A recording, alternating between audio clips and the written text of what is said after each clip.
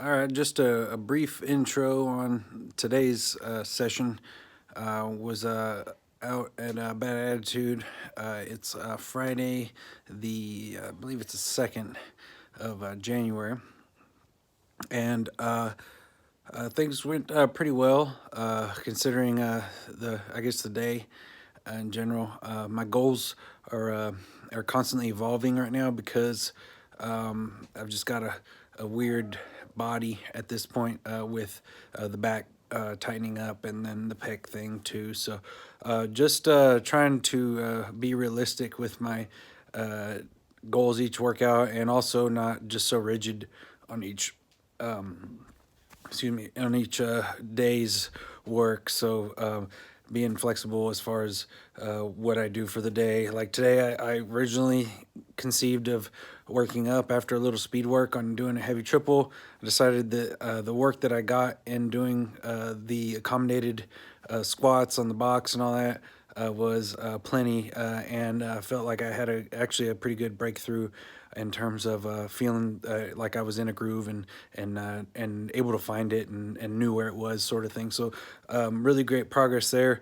Sticking with the building the core stuff. So did some reverse hyper. When I go to Bad Attitude Gym, I try to focus on getting or doing exercises I don't have access to at home. So reverse hyper is one of them. Anything with the cables is another thing, and that's really it. Um, and then I'll kind of voice over as I go through this. I follow a few training blogs online, and so I'm sort of stealing their style a little bit. But I like to introduce my log, and then I film like a set of each thing that I do, just for documentation purposes, and then I'll show the actual written out what I did, just for future reference, really, for myself. And if you're, at all trying to garnish or glean anything from me, then you'll see it there. So at least what my thoughts are. So anyway, I did a lot of good back work, and I'll get into the actual video.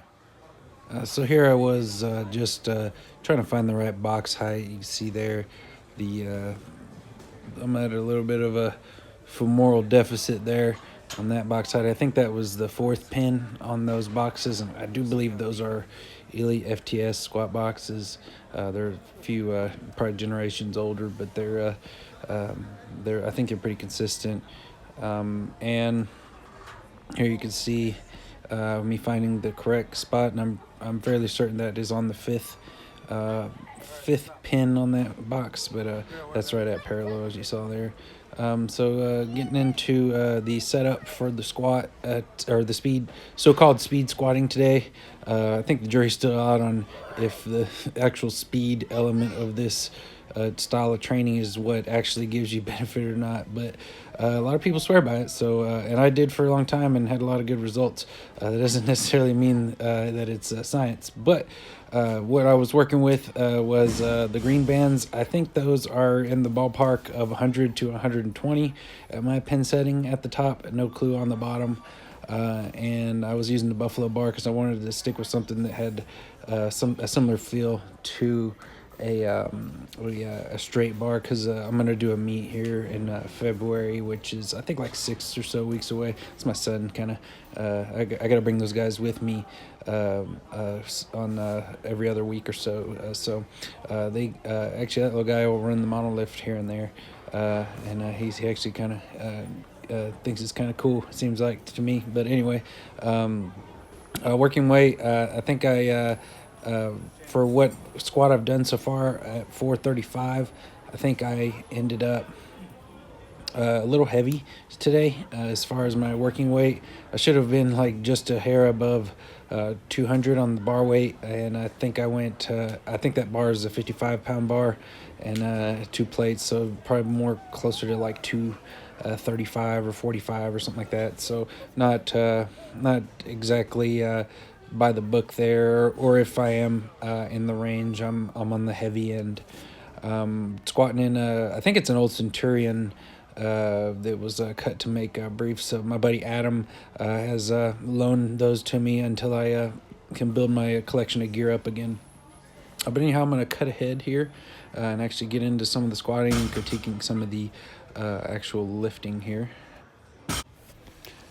So you see we got the team in a full effect here, which is nice because powerlifting is a tough sport to do alone. So anyway, I remember the first few, at least subjectively, first few sets I just felt halfway silly, but in looking at them now, the speed is not terrible.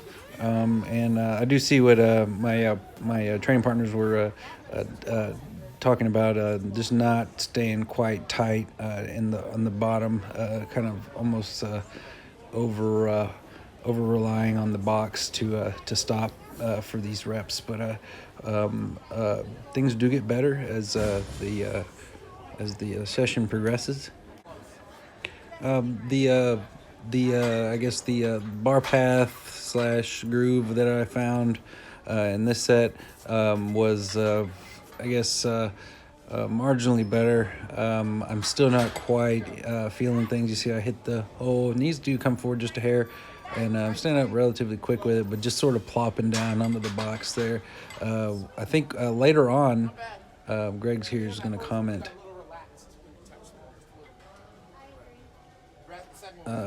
But just what I found in later sets here was that the groove, it seemed that I was like maybe growing over it, not actually sinking into the briefs correctly, and kind of working against my own kind of I guess biomechanics. And so I think that you'll see here in the next set, I believe it does improve pretty markedly. This is going to be the last set that I keep for the, I guess, recording, just because it is where things really came together. But you'll see here on unrack, I'm really tight in the upper back.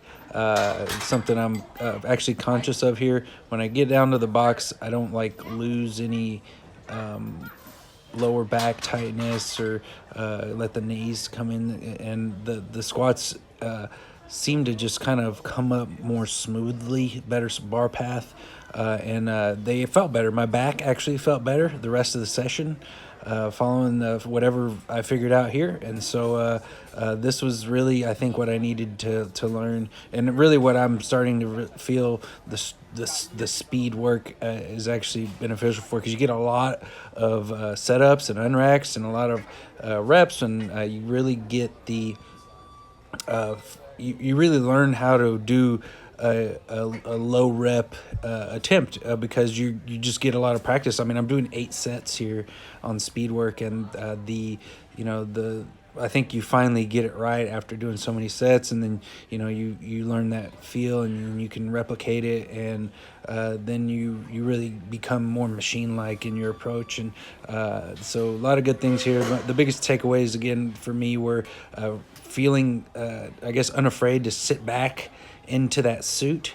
I don't know why that before that was a scary thing, but then also the upper back tightness, and not necessarily low barring, but not necessarily high barring either, but really keeping the upper back tight so it could sit high on my rear delts, but not necessarily on my traps, and then just keeping a moderate amount of focus on keeping the elbows down under the bar, but not necessarily overdoing it like I've seen some lifters, some successful with, but just doesn't seem to work for me. Just to say here, the reverse hypers I did, I was focused on high reps. Theory there being the core muscles are stabilizers, and they have a lot more of the slow twitch, and you want to get them to grow and be stronger, you got to hit them with higher reps. But I was a little concerned here with these because my right side, I just didn't feel like it was getting as much work as the left, and I wanted to look at the video to see if that was maybe a function of the like some kind of imbalance or something. Didn't see anything notable in the video. Maybe somebody else has better eyes than me, but followed those up with these reverse planks. I did 30 seconds each side. Felt this one was actually the one that didn't feel like I got as much work with, because I didn't get quite as low, or I should say high on my traps, with my upper pivot, or my upper pivot point. So next time, definitely need to make sure I'm like kind of barely hanging on the bench with my head and my upper traps, because it really seems to make those spinal erectors fire. But a lot of mind muscle stuff here actually made my right side that I wasn't feeling earlier feel a lot more worked with these kind of closer movements here. Did a little bit of belt squat here. Was changing it up with some close stance here. Nothing special here, but going super deep. If there is I think a strength to doing conjugate and kind of mixing that with some progressive overload principles.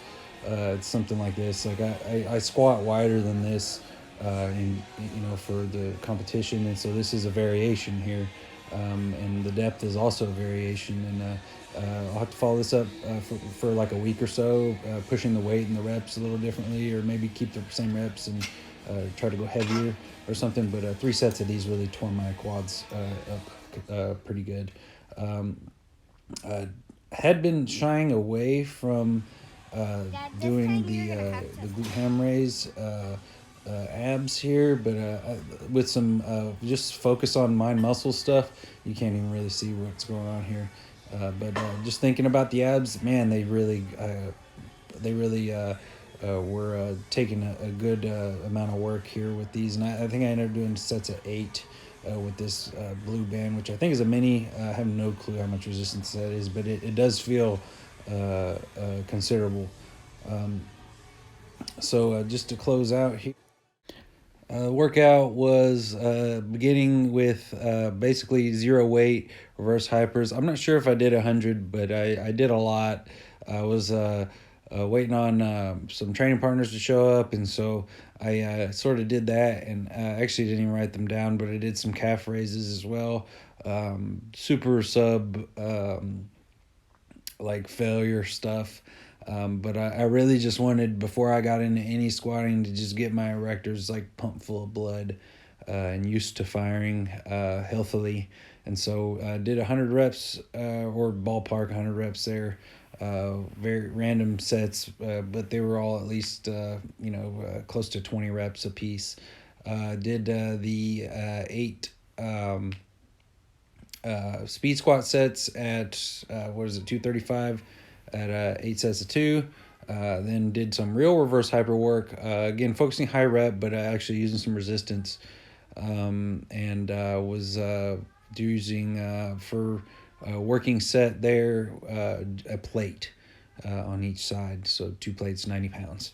Then I did the reverse plank, so those were body weight. You can add resistance to that with plates, but I've never crossed that bridge yet, but it's something to think about in the future. Did some belt squat, plate and a quarter. Ended up doing 3 sets, didn't finish out the 4 because my quads are screaming, so I really like those, and those were with a close stance, about shoulder width apart. And also quite deep. Then I did some glute ham raise abs with the mini band, and that should be it. So that's the workout for today. Please like and subscribe. I do this video vlog because I'd like to find other like-minded individuals that also are into geared powerlifting, and just build a little bit of community. So if you're so inclined, give me a like or a subscribe so that other people can find this as well. So thanks a lot. Take care. Bye-bye.